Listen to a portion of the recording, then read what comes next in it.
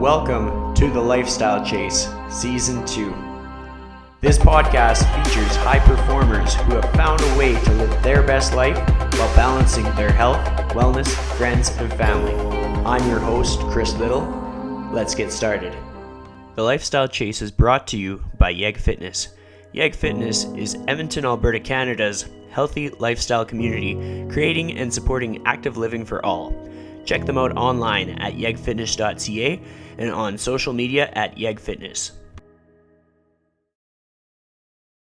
Today's interview is with Semaj Hunter. We really dove down the rabbit hole of connection in this episode. This is honestly one of our only conversations that we've ever had, be that through a video screen. It was really cool to see someone who values connection as much as I do. He has a lot of accomplishments so far in his career, and you'll be able to learn a lot of things from this interview. So I hope you check it out, share it on social media, and go learn about what he's all about. Thanks for listening.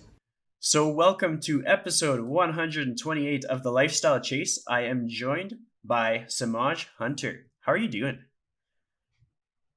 I'm good. I'm really good. How has your day gone so far?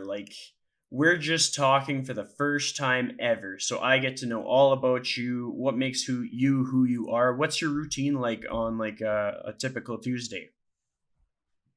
Yeah, so I mean, you can't even ask me what day it is right now sometimes. I've definitely lost track on multiple occasions just because I'm not used to being inside this much.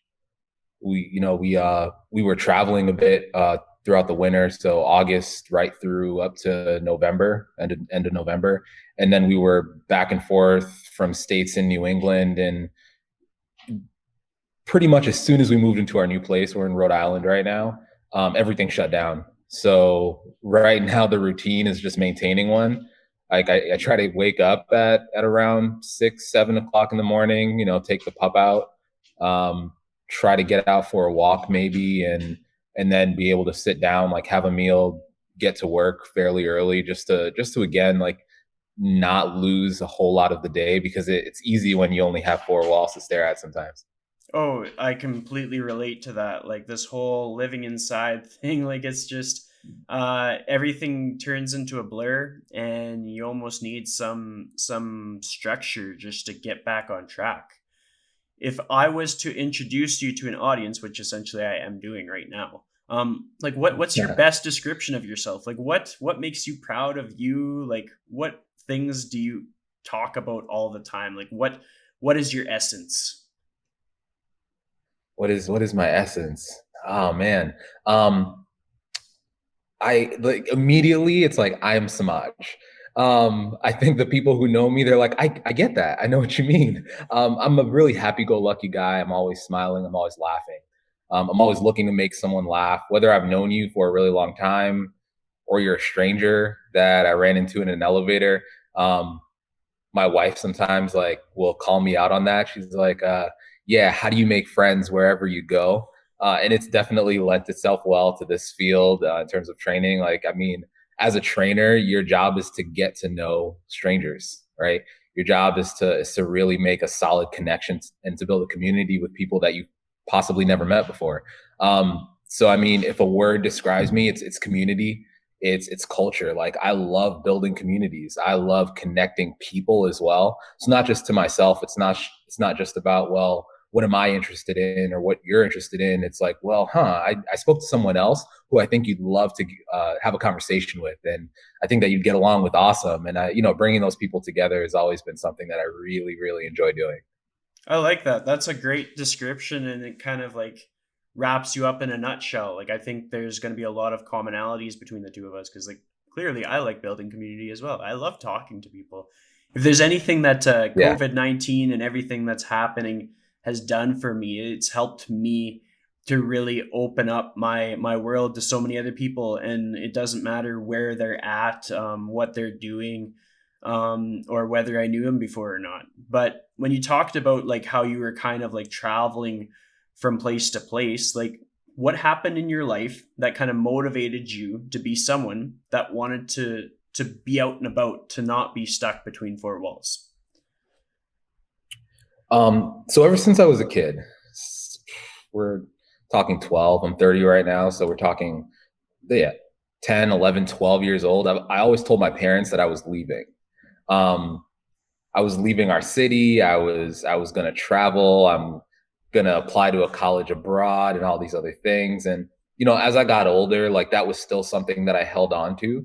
But growing up, my family didn't travel a whole lot. I'm Jamaican by nationality. I immigrated here when I was two-ish. So I mean, definitely not something I decided on my own, but family brought me over.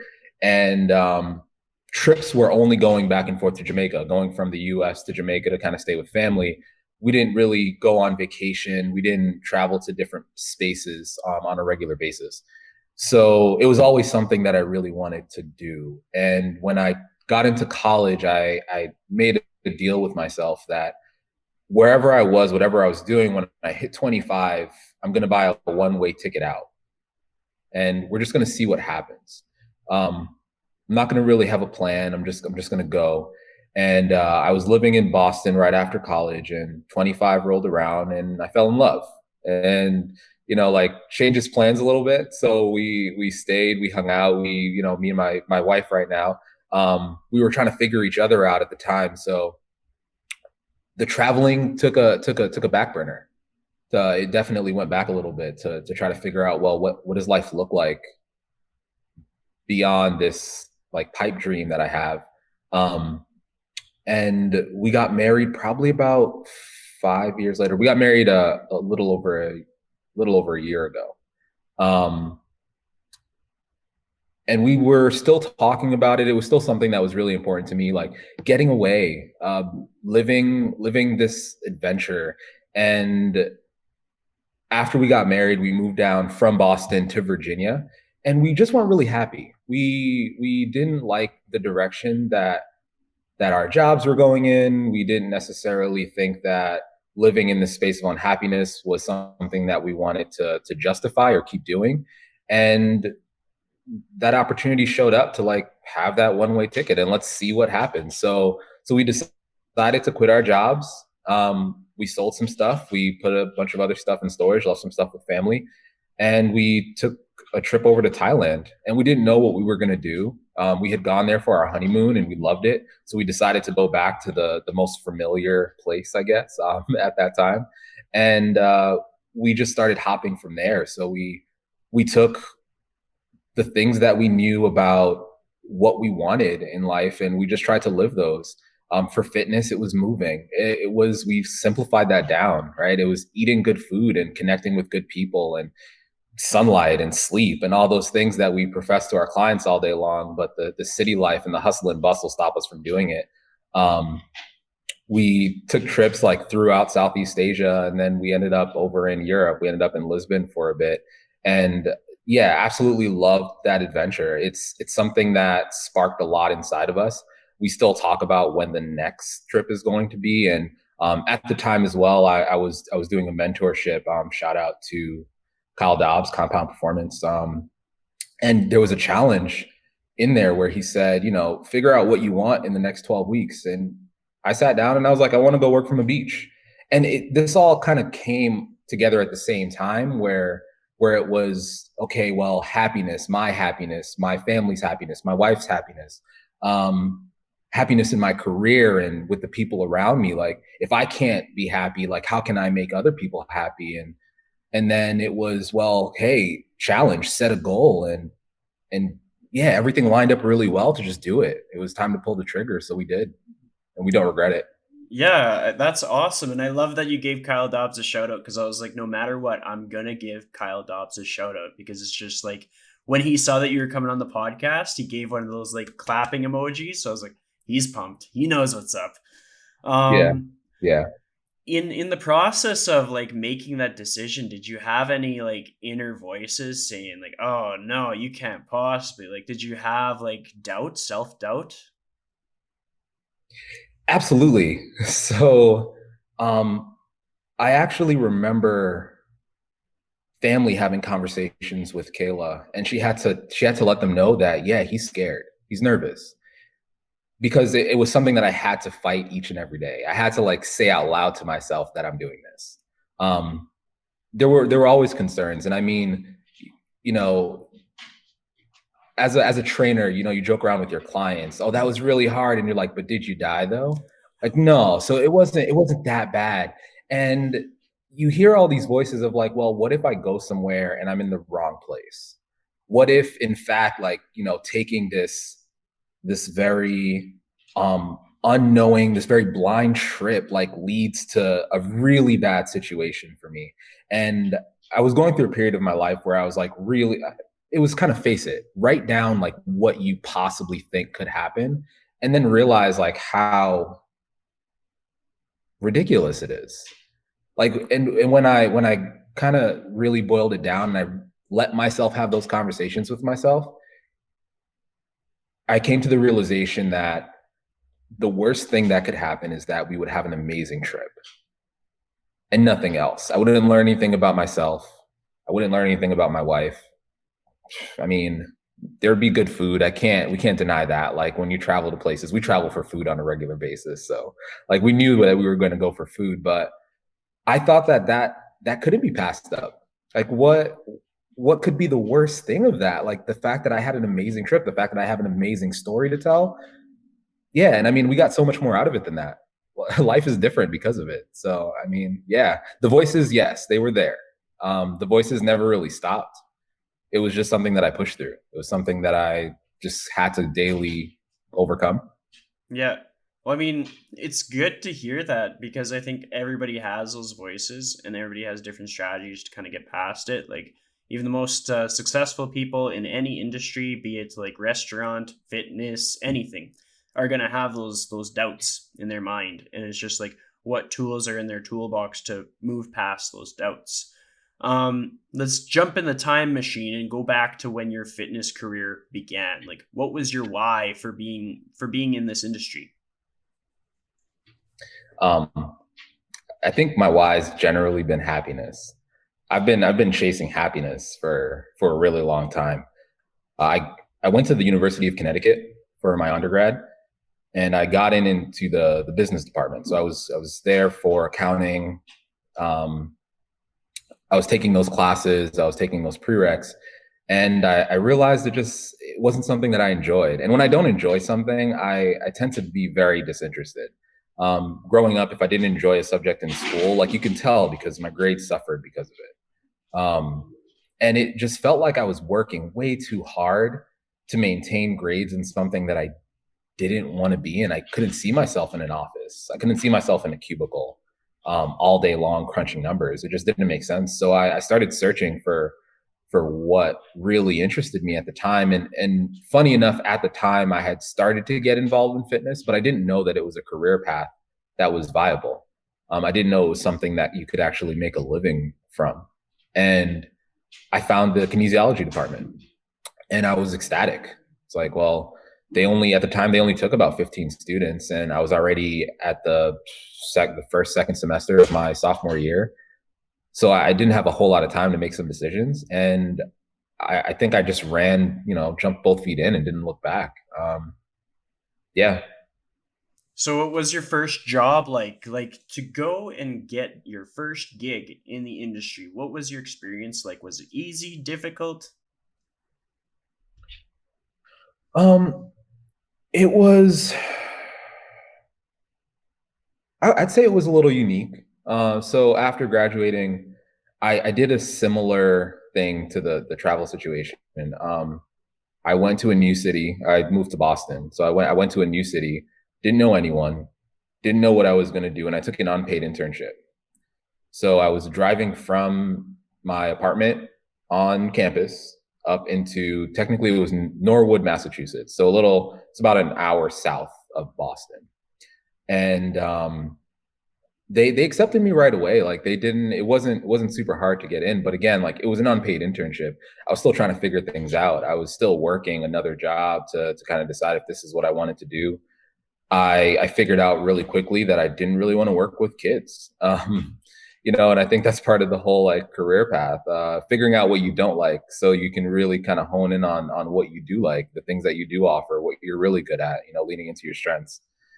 So Yeah, that first job was definitely an easier one to get. I think jobs after that, it was really just trying to figure out where I fit, figure out what I had to offer to people, because I don't think that every fitness job out there is for every professional, right?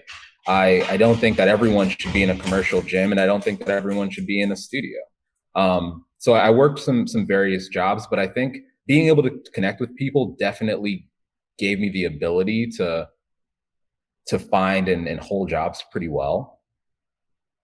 That was, I think, what most people in the fitness industry were looking for. Like, they weren't sure, they want to know that you know how to coach a squat, which, when I graduated, that was the belief. Like, you needed to know all of the biomechanics and the biology and the physiology, and that was what was going to get you the position. But really, it was my ability to talk to someone. It was my ability to make a sale. And the first sale I needed to start with was selling myself. It was selling my personality. It was, hey, do I want to talk? Do I want to spend an hour with this person? Because that's what a training session is, right? So yeah, I mean, getting a job, it wasn't difficult, but I felt like I was also like listening to the right people. I was hearing the right things.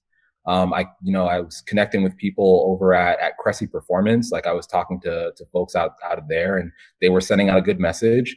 I had some friends already in the industry and people that I graduated with that I could like really lean on and ask them how they were doing and how they were getting their jobs. So yeah, on the challenging, I wouldn't say it was super challenging, but at the same time, it was a lot of work. It was definitely work that you had to put into yourself. I like it. At what point in your career were you when you were like, all right, it's time to go off to Thailand, we go? And what changes? Like you said, you left your job.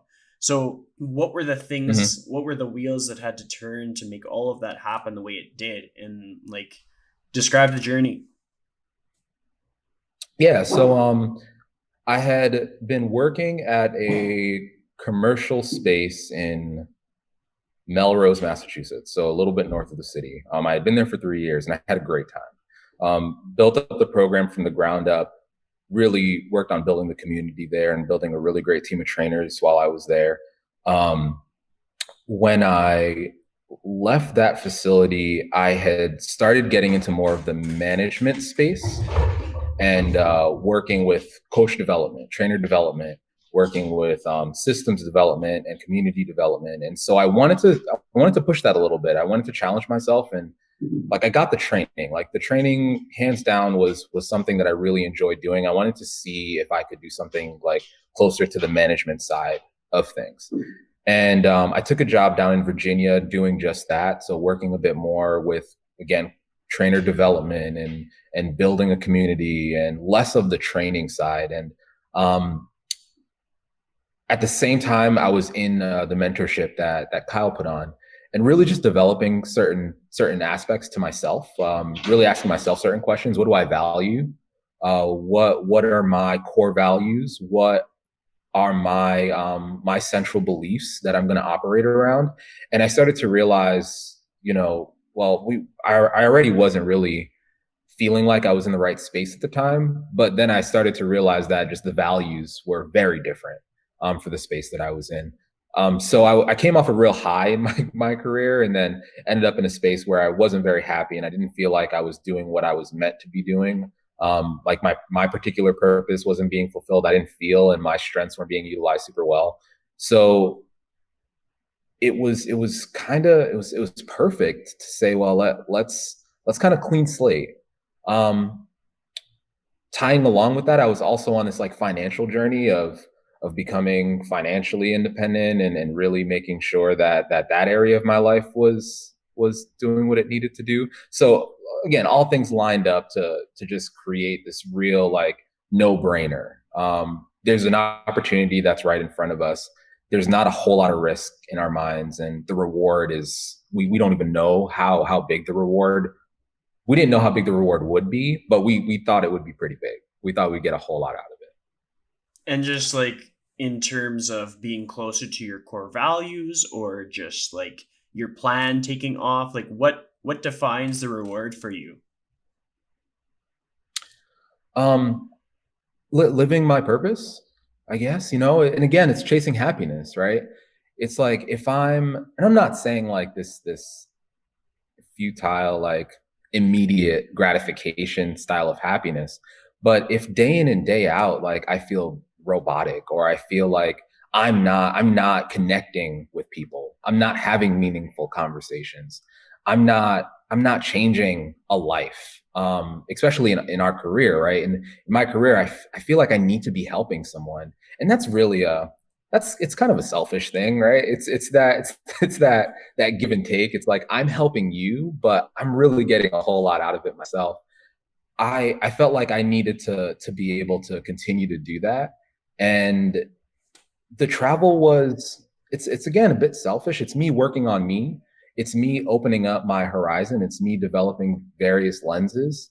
It's me having enough experience so that I can really connect with more people. Yeah, that's I think that's what really defined it for me. It's that search for happiness, and I'd love to bring other people happiness. And if I can't be happy, I don't know if I can do that. Yeah, well, it's absolutely true. I mean, I feel like we're a very similar person in that, like, I too search for the pursuit of happiness, and I make my career decisions Mm. based on like values, and I kind of like I like that you went through that Kyle Dobbs mentorship, because then I get to kind of hear what your experience was like with that. Like, it's definitely been something that's on my list. I haven't done it yet, but I've been following him, and he's been on the podcast, and I've had chats with him. I'm like, yeah, like him and I are on the same page, which I think is important. On that note, what brought you to Kyle Dobbs? Like, what brought him into your life? Um, so I had started asking better questions.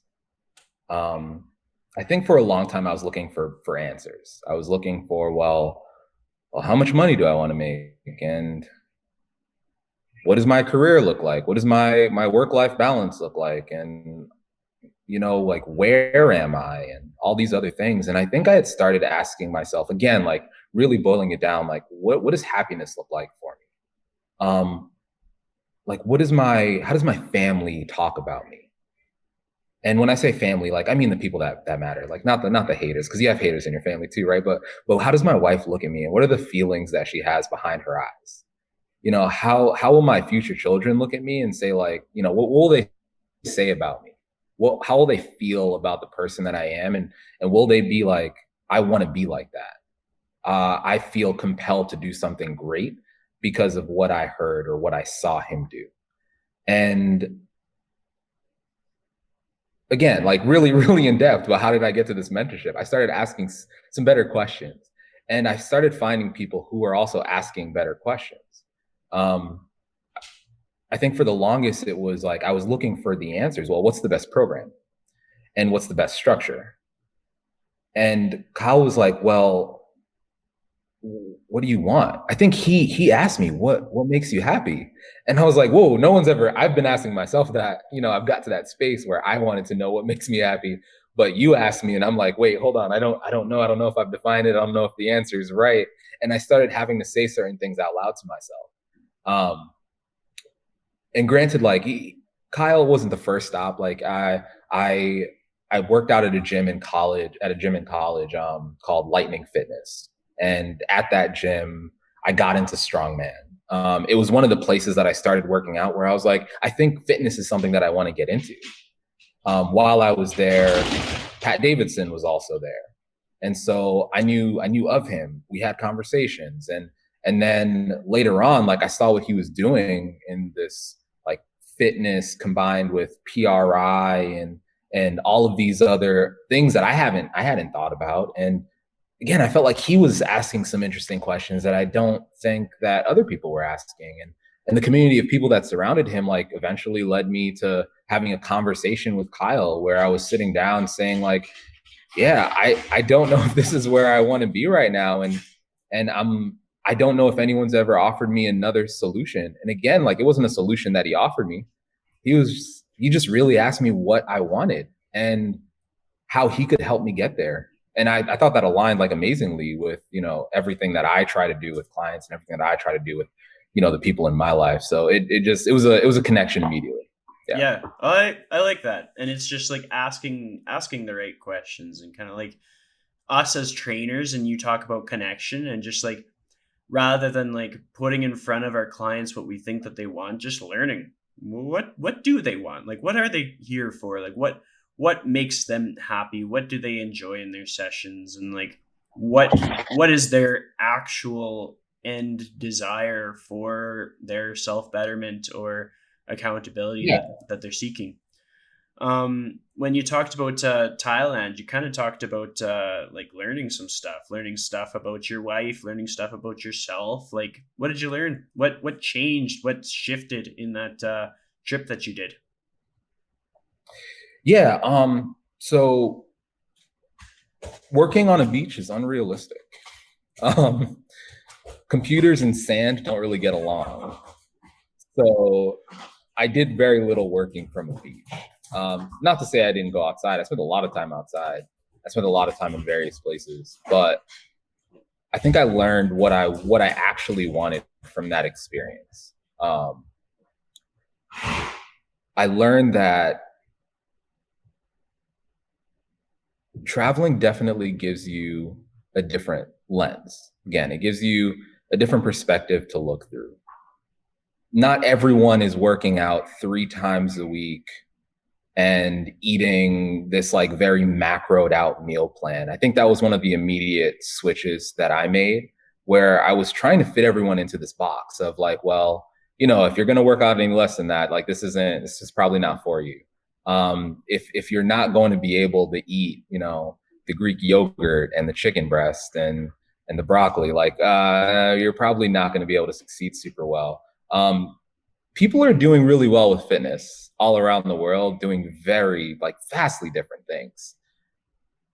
It taught me that there isn't a one size fit all, and sometimes it's not that we're so specific that no one else can fit into that mold. That mold can be really big for us in our space, but until you see the larger picture, until you really get out of that box, however big that box may be, you don't know the extent of what is going on here. And we're just talking about fitness, right? I think it led me to a space where I could connect a bit better with my clients.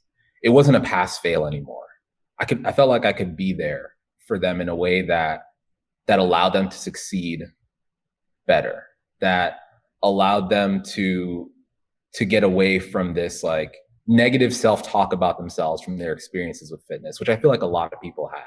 A lot of my clients definitely had, where it's like, well, I missed the gym, for the last like couple days. I know Semaj is going to be really upset with me. It's like, no, like, what is it that you want to do? I remember having a conversation with someone after the trip where, and I don't know how to say why it's related, but she was the woman I was talking to was telling me like, oh, I don't really get out to walk that much. And I'm like, how do you feel about that? She's like, yeah, I feel really bad. I'm like, stop. Like, what are you choosing over that? Like, well, I just had a baby. I'm like, that's amazing. That's absolutely amazing. Choose your baby over walking on a regular basis. That's fine. Don't make yourself feel bad about these circumstances, this life that you have, that you are creating for yourself. Let's see what we can do to make it more conducive to what you actually want, versus it being like, well, like, you really got to walk because the American Heart Association statistics say that if you don't get 150 minutes of low intensity cardio every week, you're dead. It's like, I don't like, what is that conversation? How do you build that connection? I learned to connect with people like in such an interesting way, especially when language ends up being a barrier. You have to learn different ways to connect with people. It's like one of those senses went off, right? It's like people say if you're blind, like your senses go up in these other places. You have to be able to use them. I think I was able to have these conversations with folks while we were away that were very, very, they were very deep. They were very connected conversations, but it wasn't full of all this fluff that we have. It wasn't full of all this like, the small talk was gone. You can't talk about the weather. You can't talk about sports. Like, that's not coming across. Like, I don't know about you, but I don't know how to talk about sports in Thai. Like, it wasn't something I knew how to say hello and then start to have a very broken English style of conversation going forward. So, I mean, I came back feeling like a better communicator. So, I mean, go figure. You go to places where you can't communicate, and that's how you learn how to communicate. Um, about myself, like I realized that there's a limit to my inside time too. Like we were stuck in spaces for some periods of time because of whether it was like work or we were like in a plane. Like the trip to Thailand is a 20-hour plane ride. So when I got to these places, it was like I need to get outside. I need to breathe air. And somehow in America, or at least like in the States, definitely we conflate like being outside with being in the car. Like they're the same thing. And it's not. It just feels like it is to a point. It's like, oh, I've been outside all day. It's like, no, you were in your car for 3 hours. That's not being outside. Like life felt different. Life, there were more hours in the day somehow. Like I felt like I was being more productive. So I mean, I think I kind of ranted a little bit, but there's a lot. Like to unpack this right now, there was a lot that I got from traveling. Like we learned about things that we don't like. We learned about things that we absolutely love and we cannot live without. From food to various culture to just learning something new and trying something challenging. Like we tried so many different challenging things. Like I when we were in Bali, and it was the first time that I had ridden a moped on the opposite side of the road in a country that doesn't necessarily have the strictest of like motor vehicle laws. And I don't know if I've been scared in a while, but I was nervous. Like there are it's not you pull over to the side of the road, you pull over and you're in a rice paddy. Like you're stuck. Like you might be injured. There were people walking around on crutches, like, and they were tourists. Like tourists were doing some reckless things, but there were people walking around on crutches through a lot of Bali. And I think learning from those like really challenging experiences, like let me know that these trivial things that we think about sometimes, like coming back, like what's difficult, what's hard about building a business and reaching out to people and putting yourself out there. Like there's probably more challenging things in the world, like if you can put it in perspective, right? So again, I'm kind of ranting, but that's hopefully that was kind of clear.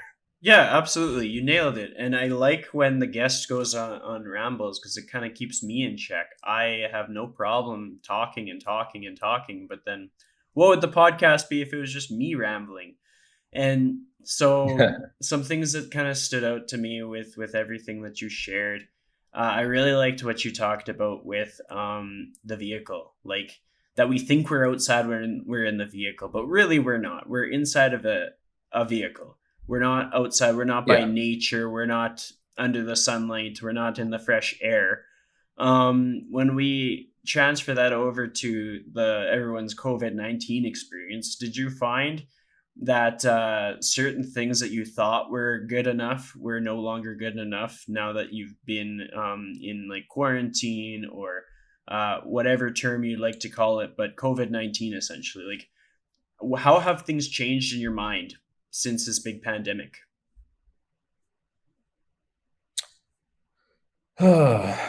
um, so I mean, for me, it was a lot of shock at first because again, like we had just been all over the place. Like even when we came back, like I said, we came back in November.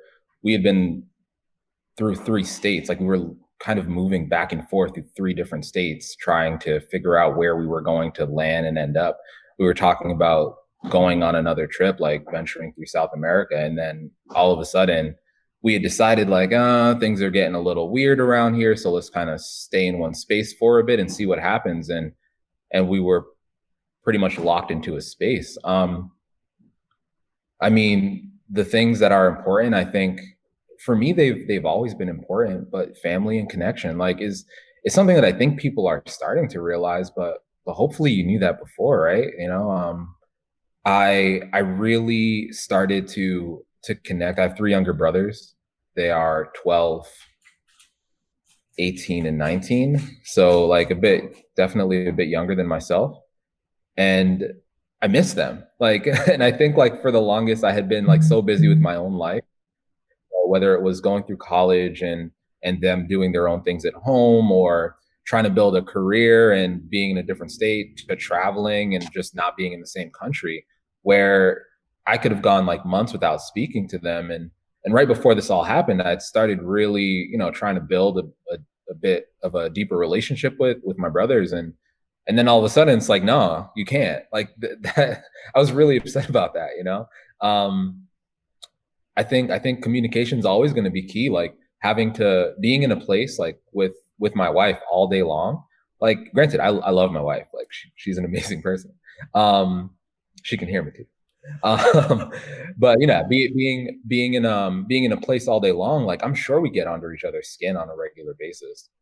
I'm sure I tick her off a bit more than she ever bothers me, but you have to learn how to like work with that and figure out, well, what can I do a little bit better to make sure that things are clear, because it's not that, I don't think it's usually that like people are really like angry with family and all these things. It's that communication breaks down, right? Something's not being understood, if something's not being communicated super clearly. So I think those things that have been important to me just really got a big highlighter. Family super important. My wife is super important to me. I could probably do just about anything for work as long as I can help and connect with people and be really happy. I cannot work, and as long as I can help people and be really happy, I'm okay. Because that's what we did traveling for a period of time as well. We were building businesses, like, so we were moving everything to this online space, and I was happy. I mean, sure, don't pay me, and let's just talk.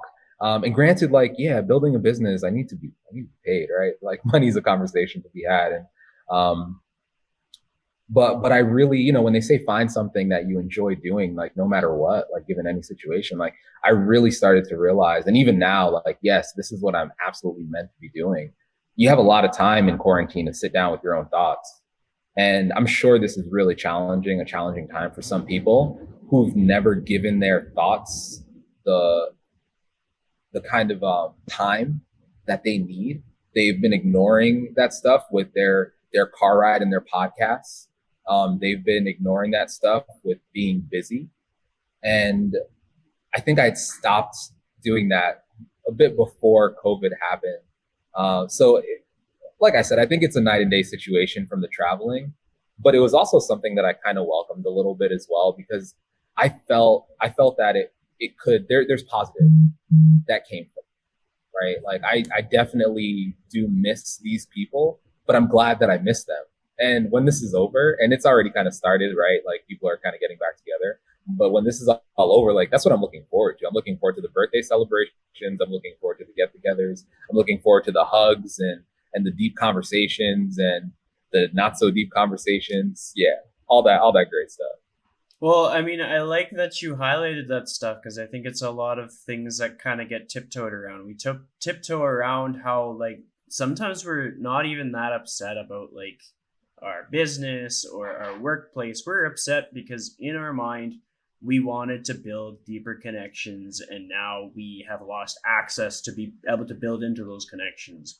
Like, I think about, like, my friend Yeah. circle and my family and stuff. I'm like, yeah, like, 2020, I was going to schedule things around like my personal social connections, and I was going to not like be all in on my business and just be like, okay, everything else is dead to me. I was going to really water those plants of like family and friends, and then all of a sudden, pandemic, and it's like morally irresponsible to go and visit people kind of thing. And then we start to learn like, okay, like now we're learning what defines connection. We're learning how to learn about people through the internet, through our video calls, through our messages, learning to sit with our own thoughts, as you said, like just kind of getting reflective in a way that we've never gotten reflective before, and just thinking to ourselves. But with that tangent out of the way, I'm curious, like how did you and your wife meet? How did that come to be? So the story I tell is I found her on the internet. Um, we went to the same school. We actually both went to UConn, but we didn't know each other. We hadn't met at UConn. We knew of each other. The black community at UConn isn't the biggest thing in the world, so it's like easy, it's kind of easy to know who's there. We had very different circles of friends. And then when I moved to Boston, she grew up in Boston. She's lived there her whole life. I started like looking like, well, who do I know? Because I know no one here now. Like I don't have family here. I didn't come here with anyone. And again, community, like that's it's big for me, right? Connection. So who can I connect with right off the bat? And she came up in a feed. Funny enough, I think she was deleting her Facebook at the time. So we had started a conversation, and then the conversation kind of went dead. So she deleted the Facebook, and then probably a year later she comes back up, and we start the conversation back up. And I asked her out on a date. We went out and we had a great time. Subsequent dates since, like, life has just continually gotten better. Things moved pretty fast. I think the first year we had moved in together by the end of that year. And fast forward 5 years and I proposed. Yeah. Well, I mean, that's a little bit of a better story than just meeting on the internet. Like, there's some backstory, there's Oh some yeah. substance. Um, when it comes to like you talked about like the black community at school and stuff, like what was that experience like? Did you find that everything went well? Did you find that there was obstacles? What was your educational experience? I mean, it's a weird time to talk about it, right? Being black, there's always obstacles.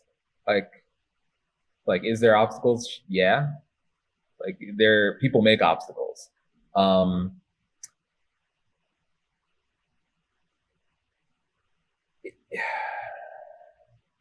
the black community at UConn wasn't the biggest thing. Again, it was probably around like 10, if not lower percent of the population at UConn. Um, the community was pretty tight though. So like people, there was support, there was resources, there's access to things. During my undergrad was also when Obama ran for president for the first time. So there was a lot of excitement during that time as well. Um, while I was there, I don't think I paid attention a whole lot to those challenges. I saw them, I realized they were there, and I kept pushing. Like I moved it out of my way, and I was like, well, cool. Like I grew up in a family where it was like, understand that this is reality and that you have to do something about it. Um, there's a prayer that I grew up hearing. It was like, God grant me the serenity to change the things that I can, accept the things that I can't, and know the difference. And I think where I felt like I could make an impact, I put myself there. Where I felt like my voice wasn't being heard, I just kind of transitioned a little bit. I moved over slightly to create better leverage and create a louder voice for myself. I didn't sit down to ask like if someone was doing something or saying something because of the color of my skin.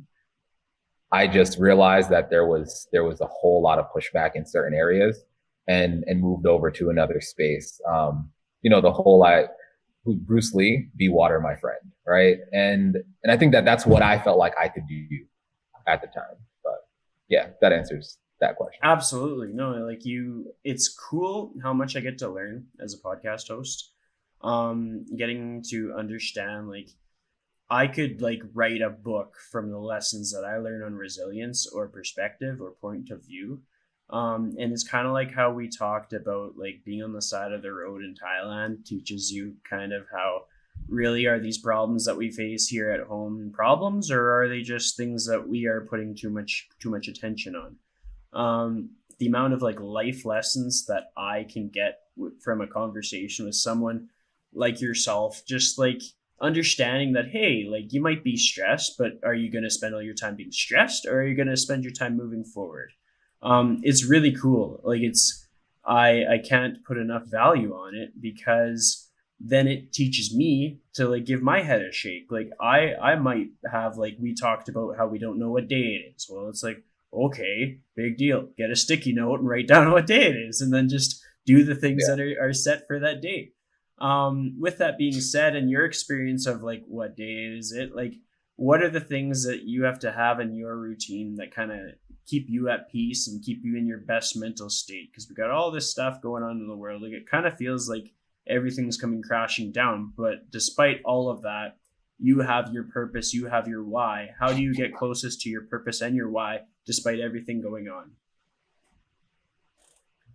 Um, Again, purpose and like why is still like be happy, right? Yeah. So the person that I'm closest to right now, both physically, emotionally, spiritually, is my wife. We are spending a lot of time together, and it's been easy to use time as connection, and it's not the same, right? So purposefully making time to connect daily, weekly over certain things, monthly over others, so that we're not just going through the motion of morning, hey, okay, cool, it's time for your meeting. Oh, it's time for my meeting. Okay, switch places, like move here. We live in a loft, so we don't have walls. So we have to work around each other quite a bit when it comes to our jobs. And I think trying to actually it's almost opposite of making it just routine. Like trying to be very intentional about the routine that I create. I think one of the things that Kyle says in the mentorship is if you don't prioritize something, something will be prioritized for you, right?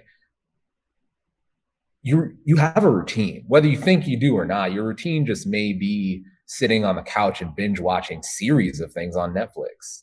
And you're like, well, how did I lose days? It's like, well, it's pretty easy. Like if you really look at it, um, when I work with nutrition clients, it's the same thing. If you talk about having a template, they're like, oh no, like having the structure. I'm like, you have structure. You eat out 3 times a week religiously. We can look at it like there is structure. You're just not calling it that. So I think being very intentional about the things that I do.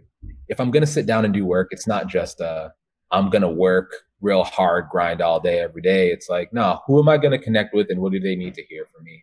Um, Taking care of myself, like I I could say I'm just gonna go work out and work out freely. And I have stuff in my apartment. And if I don't have a routine when it comes to that, it's just not happening. So I have to be very intentional about, okay, cool, I'm gonna do this for my workout routine, and I'm gonna eat these foods. I'm going to plan out my nutrition, and I'm going to go get 10,000 steps in the day and not just back and forth in my apartment. Like I can go outside, right? Corona isn't this like crazy airborne disease based on who you speak to.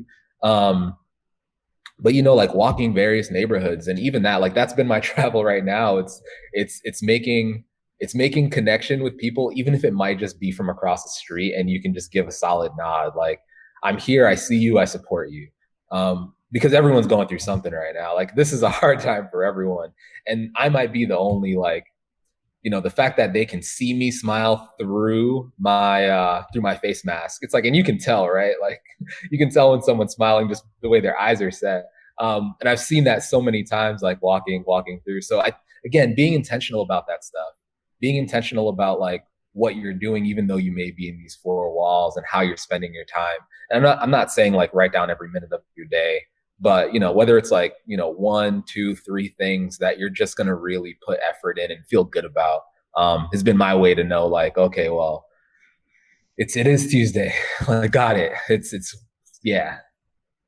And like I still have to check, like, am I right? Yes. Yeah, Yeah, it is yeah. it is Tuesday. Well, you nailed it, and I liked how you put that because, like, I've pointed out a lot the value, or at least the evidence of like smiling. Like, if I have like a face mask on, you can still see if I'm smiling based on like the crow's feet and everything, and that is a Yeah. great part of connection when like basically it seems as though we almost notice it more in this time than we've ever noticed it before. Like we took for Mhm. granted those little moments where maybe you're stocking up your groceries and you see one of the employees and you smile at them, whereas you could just walk right on by. Like we notice those things, and we notice how much people as individuals like need that as like a requirement of their health. Like if we're in the fitness space, we should be like experts of like what a person needs for their social health, like for their community and for the things that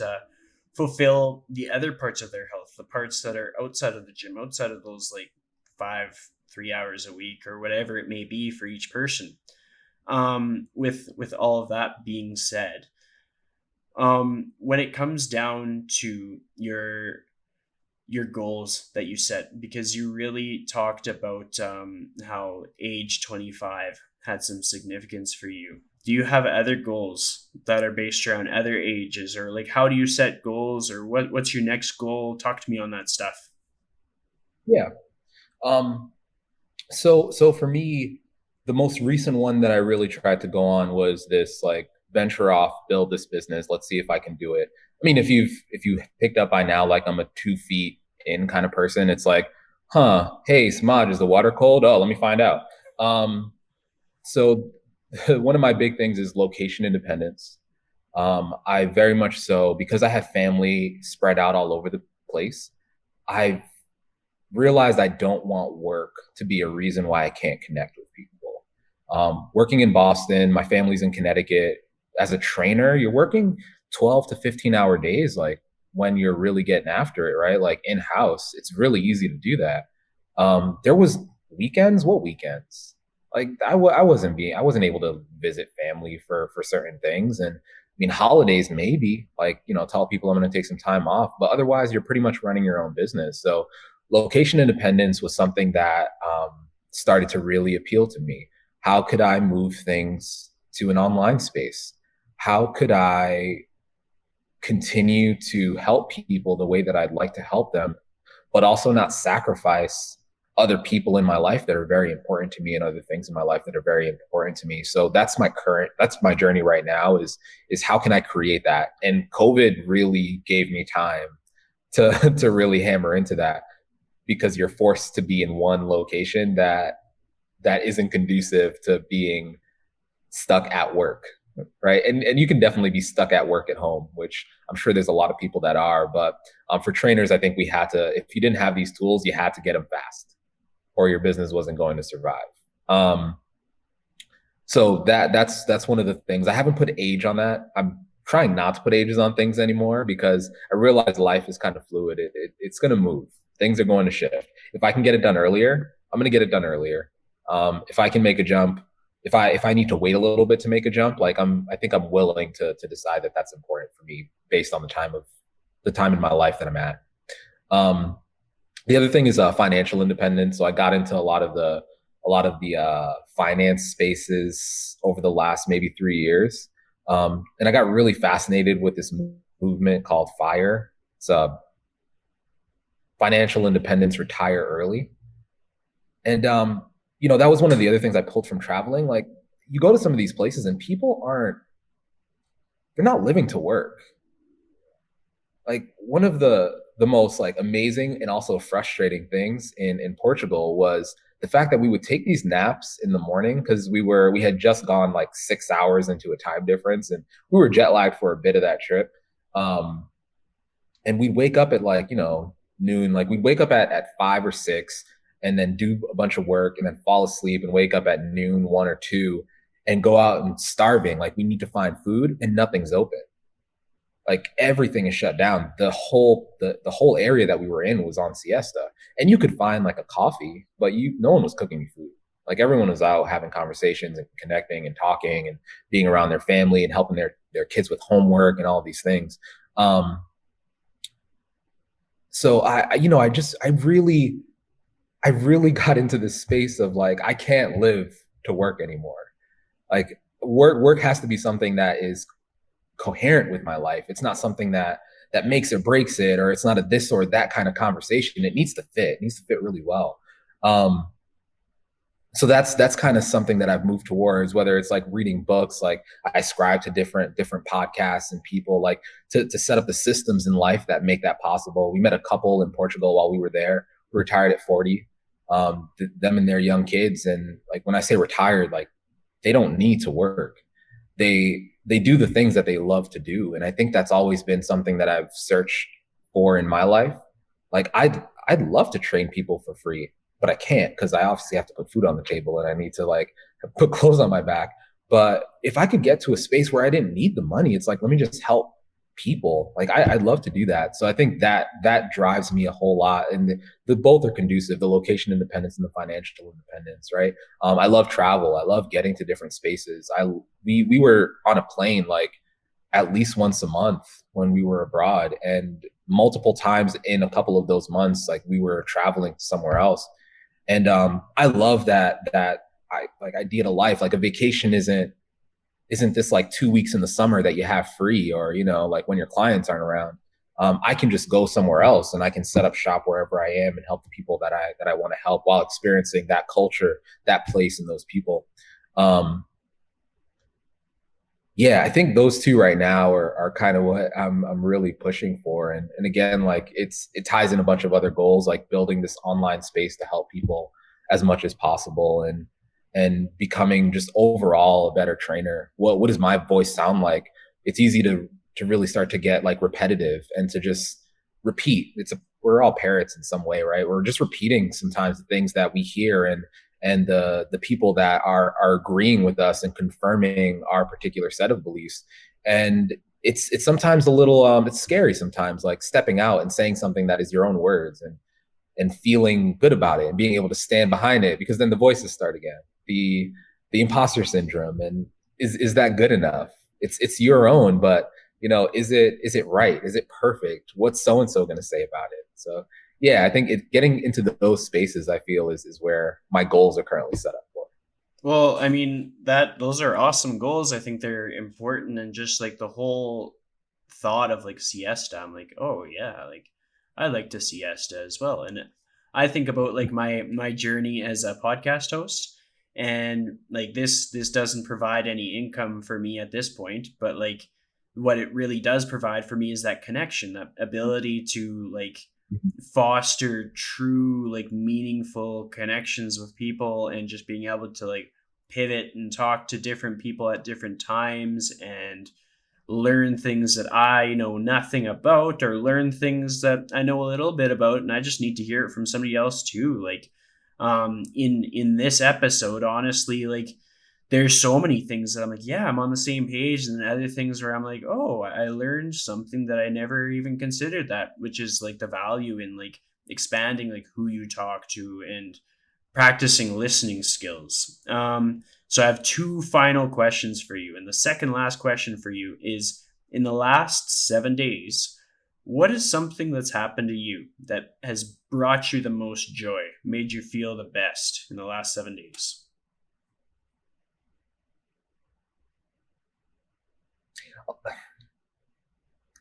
I have a really blessed life. um, like it's not even a matter of like, I wonder what that would be. It's like there's a lot of things that make me really happy. It was my wife's birthday yesterday, and I really enjoy other people's birthdays, like much more than my own in most cases. Like my own, I'm like, yeah, let's just do whatever. For my birthday this year, we went on this like taco adventure up and down New England, and like for me, it was just like I just want to eat some tacos, and she put something together that was really great. But it was her birthday yesterday, and I just want her to smile, like and that, like when you say that, that's the immediate thing I thought of. Like anytime I'm able to make her smile, it's amazing. When I'm able to make her laugh uncontrollably, I feel like I won. Like I feel like I did something that fulfills me as a person. Um, I was able to see some family. I was able to connect with certain people because like we're starting to be able to travel a little bit more and get together. So that was amazing. Some of the client conversations I've had this week, just getting people away from this like really like hardcore, we need to fit this round peg into this square hole type of mentality. It's like light life, what's important, let's really talk about it, because I think you mentioned it a little bit, but there's all these spheres of life that we don't always consider, not just in training, but here in America, and in our spaces, in our cities, in our towns. Like who considers being happy anymore? It's like, well, yeah, go ahead, be happy after you've bought your house, and you're stable, and you're working your job, and then you go look for happiness like after the fact. Um, yeah, I think of all these like real little things that just mean a whole lot to me, and like those are my real like golden moments throughout the week. Yeah. That's awesome. You nailed that one. So, the last question for you is, if you could give one piece of advice to someone on how to live their life to the fullest in the most authentic way, what would that piece of advice be?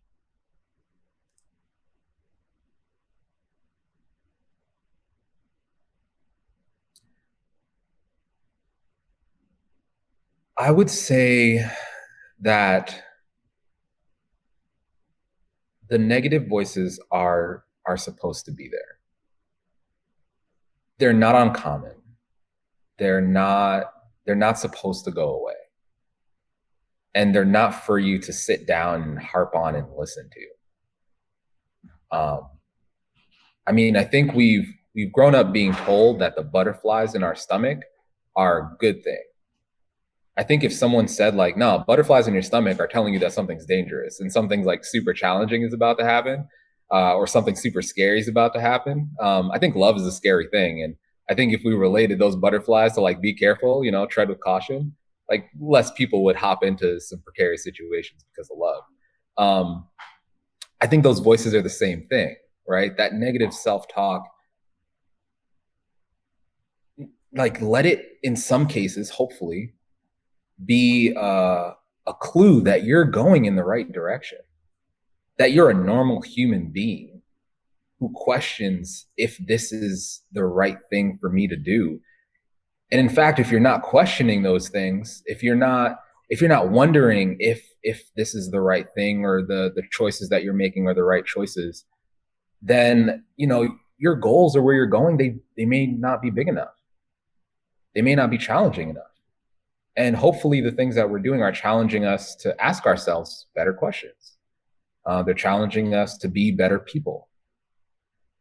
In being a better person, I found that I go through a whole slew of emotions, and not all of them are welcomed.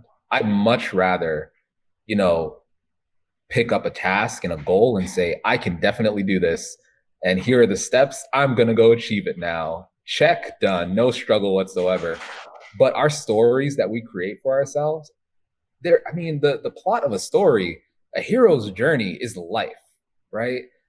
There's going to be a struggle, and the struggle almost makes the destination. So again, like to that doubt, to that negative self-talk, lean into it. Lean into it and just go, because you're going to appreciate the end result and the outcome that much more. You're headed in the right direction. If your values and your heart are in the right place, let that be the thing that guides you and motivates you and pushes you. Let that negative self-talk just like be this like bystander, this passenger on the way, because it's probably, again, it's never going to leave. I know some people who are like, yeah, I just ignore it and I push it down. I'm not that person. I've tried. It doesn't work for me. But when I've pushed through it, when I've let it come along and just continue to do the things that I knew were right, I feel like I've done some amazing things. I feel super blessed for the life that I have, and I wouldn't be here if it wasn't for pushing through some of that stuff and continuing past, like, despite those thoughts. That's an amazing answer. Like, honestly, I ask that question every episode, and I think you hit it out of the park. And so now I have a Oh, challenge thanks. for you.